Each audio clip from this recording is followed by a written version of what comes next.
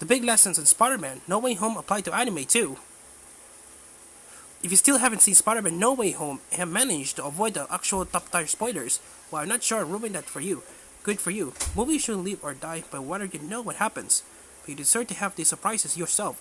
Even if you're largely unspoiled, you know for the trailers that this movie looks back, and it does so in a way that's pretty meaningful. But it's got a lot to say about life and family responsibility. It's also a look at how we view entertainment, and the things he had to say apply to everything, anime included. No, more than ever, seems to get more remakes. The short versions, it all matters. The long version, it all matters, but in lots of ways.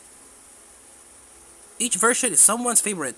It can be tempted to call one version another or something best one, or the most accurate one. It's something because often there is a most accurate version. Popular manga get the rush anime treatment, then the second one, when it turns out years later a lot of stuff wasn't accounted for. Spider-Man has gone through a lot of different forms, some closer to the source than others, regardless of whether something is objectively better than writer.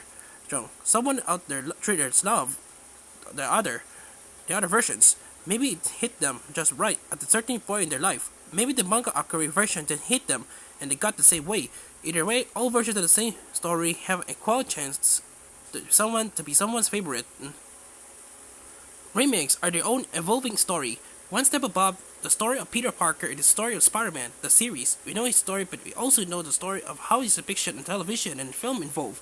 Each version retells a familiar plot, but together they bounce off each other, telling a new story about the story.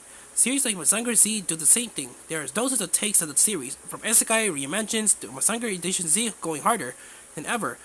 Each iteration may stand alone, but it's a new installment in its own running story. We see certain villains flow to the surface to get stronger stories, while the others get makeovers.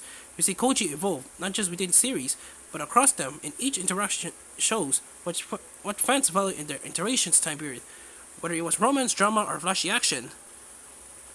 We're all here for a good time. Sailor Moon Crystal wanted to be true to the manga, especially in terms of what art style.